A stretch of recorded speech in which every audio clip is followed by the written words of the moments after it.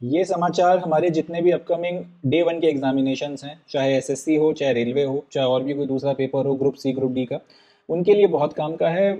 वहाँ पर इसमें से फैक्चुअल क्वेश्चंस या एमसीक्यूज पूछे जा सकते हैं। यूपीएससी के पॉइंट ऑफ व्यू से ये न्यूज़ मेंस के लिए रेलेवेंस रखती है। मेंस में या तो किसी क्वेश्चन के आंसर राइटिंग में आप इसका एग्जाम्पल दे सकते हो, या फिर एथिक्स वगैरह में या इस तरीके के रिलेटेड इश्यूज में यहाँ से कुछ क्वेश्चंस बना के पूछे जा सकते हैं, या रिलेटेड कुछ जो मसला आ सकता है जहाँ पर आप इसमें से लिख सकते हो, इसका कंटेंट इस्तेमाल कर सकते हो। तो समाचार यह है कि राजस्थान भारत का पहला राज्य बन गया है जिसने डिटेल्ड फ्रेमवर्क इशू कर दिया है कि भाई आपके जो आवारा कुत्ते होते हैं, आवारा श्वान होते हैं, उनका मैनेजमेंट किस तरह से किया जाएगा। और इसके लिए सिविक लाइंस को पूरी की पूरी गाइडलाइंस बनाकर दी गई है। सिविक बॉडीज जो ये पूरा म्यूनिसिपल इश्यूज आपके हैंडल करती हैं, उनको पूरी डिटेल गाइडलाइंस बनाकर दी गई हैं कि आपके जो आवारा कुत्ते हैं उन्हें किस तरीके से हैंडल किया जाना है। इस तरीके की गाइडलाइंस अभी तक राजस्थान के पहले किसी भी दूसरे राज्य ने इशू नहीं करी थी। मे भी मगर इसके बाद में ये होगा कि राजस्थान को फॉलो करते हुए दूसरे जो राज्य हैं वो भी अब इस बात को फॉलो करेंगे, एंड वो भी इस तरीके की सिविक बॉडीज के प्रति गाइडलाइंस इशू करेंगे कि आपने आवारा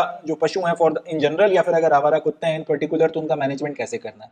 अच्छा, ये पूरा का पूरा जो गाइडलाइंस है इसको इशू इसलिए किया गया है क्योंकि रिसेंटली सुप्रीम कोर्ट ने एक रूलिंग दी थी जिसमें उन्होंने मतलब बताया था कि भाई किस तरीके से आपने जो आपके आवारा कुत्ते हैं, स्ट्रे कैनाइंस हैं, इनकी पॉपुलेशन को किस तरह से डील करना है, किस तरीके से इनको हैंडल करना है नेशनल कैपिटल रीजन में, जो एनसीआर का पूरा इलाका पड़ता है, जिसमें दिल्ली भी आ जाता है, नोएडा का कुछ इलाका है, गुड़गांव का कुछ पोर्शन आ जाता है, जो पूरा आपका एनसीआर का रीजन बनता है। उसमें जो आवारा कुत्तों के चलते काफी जगहों पे काफी केसेस निकल कर आ रहे थे कि वो हमला कर दे रहे हैं लोगों पे, और काफ़ी डेंजरस हो गए हैं बच्चों के लिए, खासतौर पे जो है वो डेंजरस हो गए। इन सारी बातों को देखते हुए सुप्रीम कोर्ट ने पूरा का पूरा जो है जजमेंट दे दिया इसके ऊपर कि भाई एनसीआर के इलाके में किस तरह से इन आवारा पशुओं की पॉपुलेशन को, आवारा कुत्तों की पॉपुलेशन को हैंडल किया जाएगा। इसी से इंस्पिरेशन लेते हुए राजस्थान ने फिर ये कदम उठाया है, और डिटेल फ्रेमवर्क जो है कि भाई आवारा पशु, आवारा कुत्ते हर जगह होते हैं, तो इनका मैनेजमेंट कैसे किया जाए, और जो लोग करेंगे, जो सिविक बॉडीज आपकी करेंगी, म्यूनसिपैलिटीज वगैरह करेंगी, वो किन बातों का ध्यान रखते हुए इस पूरे के पूरे मैनेजमेंट को करें, उसको लेकर आपका डिटेल ये गाइडलाइंस इशू कर दी गई। और ये इस तरह से राजस्थान ने इस मामले में, इस मैटर में लीड ले ली। अब इन गाइडलाइंस में ये कहा गया है कि हर एक जो आपका वार्ड है और जो लोकेलिटी है उसमें डेजिग्नेटेड एक फीडिंग जोन होगा स्ट्रे डॉग्स के लिए। मतलब आप कहीं पर भी आवारा जो कुत्ते हैं उनको खाना नहीं खिला सकते। अब जो कई पशु प्रेमी हैं या जो डॉग लवर्स हैं वो कहीं पर भी उनको फीड करना शुरू कर देते हैं। अब इससे होता क्या है कि वहां पे फिर काफी ज्यादा आपके कुत्ते आने लगते हैं। कई बार वहां पे फिर दूसरे लोगों को समस्या हो रही है, कई बार वहां बच्चे खेलते हैं, तो ऐसे अनफॉर्चुनेट इंसिडेंट्स हो जाते हैं जिसमें वो बच्चों पे हमला कर देते हैं, और कई बार एक्सट्रीम केसेस में फिर बच्चों को बहुत गंभीर चोटें लग जाती हैं और बहुत कुछ हो जाता है। तो इन सब बातों को ध्यान में रखते हुए ये बोला गया है हर वार्ड में, हर लोकेलिटी में अगर आप चाहते हो कि आवारा कुत्तों को आप फीड करना है तो उसके लिए डेजिग्नेटेड एक स्पेस होगा। आपको एकदम डेजिग्नेटेड फीडिंग जोन बनाना है। उसके अलावा आप स्ट्रे डॉग्स को कहीं और खाना नहीं डालोगे, कहीं और आप उसको फीड नहीं करोगे। दूसरा ये कि हर एक जो शहर है वहां पर आपको नए सेंटर्स बनाने पड़ेंगे जहां पर इनका स्टरलाइजेशन होगा, मतलब इनको, इनकी नसबंदी वगैरह की जाएगी, इनका वैक्सीनेशन करवाया जाएगा, और इनकी डिवॉर्मिंग होगी, ताकि अगर गलती से किसी को काट वाट भी लेते हैं तो रेबीज होने का खतरा जो है वो ना रहे। ये सारी चीजें कराने की जिम्मेदारी जो है सिविक बॉडीज के ऊपर डाली गई है। तीसरा ये, क्योंकि जो कुत्ते हैं वो भी बेसिकली, उनमें भी जो है जान है, और जाहिर सी बात है उन्हें भी तकलीफ होती है।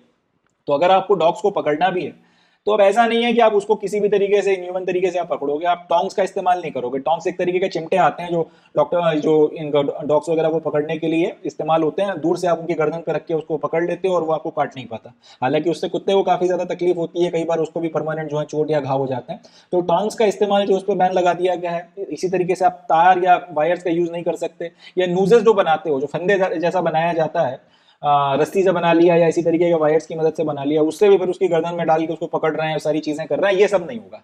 इसकी जगह पे ये बोला गया है कि आप जो है या तो जो प्रशिक्षित आपके डॉग कैचर्स हैं उनको लेकर आओ, या फिर ट्रेन करो ह्यूमन तरीके से हैंडल करने के लिए, या तो आप उनको जो है अपने हाथों से ही पकड़ो, या फिर उसके लिए आप जो बिग नेट्स आते हैं उनका इस्तेमाल करो। जैसा कि आपने वो देखा होगा, बेसिकली आपके घरों में जो चाय की छन्नी है उसको आप बहुत ज्यादा बड़ा कर दो तो उस तरीके के जो नेट्स आते हैं, और नेट उसमें थोड़ा लंबा होता है, बड़ा होता है, उसी तरीके के नेट्स की मदद से अगर आप जो है इन कुत्तों को पकड़ोगे, या फिर अगर वो अवेलेबल नहीं है तो अपने लोगों को ट्रेन करो और हाथों से फिर जो उनको पकड़ना है। मगर ये तार और ये नूजेज और ये चिमटे विमटे का इस्तेमाल कर डॉग्स को जो है नहीं पकड़ा जाएगा। ये बात भी अपनी गाइडलाइंस पे क्लियर कह दी गई है। तो ये सारी गाइडलाइंस हैं, और इनका इस्तेमाल कर अब जो है डॉग्स वगैरह की कैचिंग और उनकी पॉपुलेशन जो है इसको मैनेज किया जाएगा। अच्छी गाइडलाइंस हैं, सेंसिबल है एंड लॉजिकल है।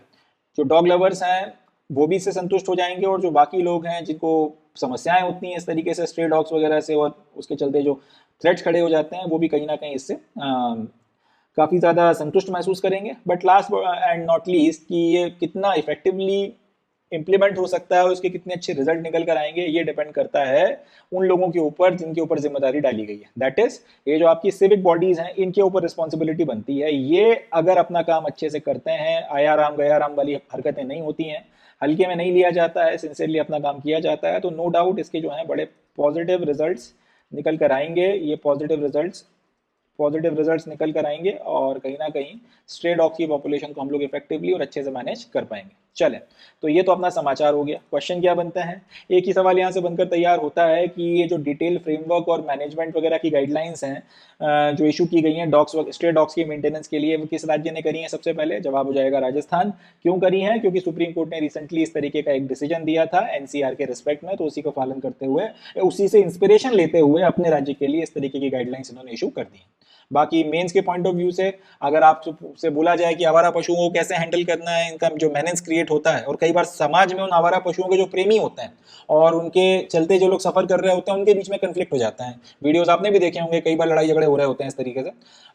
तो उसमें फिर हम लोग क्या कर सकते हैं, वहां पर फिर आप इन गाइडलाइंस को जो है मेंशन कर सकते हैं, राजस्थान का एग्जांपल मेंशन कर सकते हैं, या फिर आप लिख सकते हैं ये सारी चीजें जो है की जा सकती हैं, इन लोगों पर रिस्पॉन्सिबिलिटी डाली जा सकती है, और सीरियस तरीके से स्ट्रिक्ट इंप्लीमेंटेशन अगर कराया जाए तो सिचुएशन को हैंडल किया जा सकता है, समाज में सौहार्द भी बनाया जा सकता है, और मेनेंस भी जो है किसी तरीके का क्रिएट होने से रोका जा सकता है। चलें, that's it from this news. इससे ज़्यादा यहाँ से और एग्जाम पॉइंट ऑफ व्यू से कुछ रेलेवेंट नहीं है। अब नेक्स्ट न्यूज़ देखते हैं।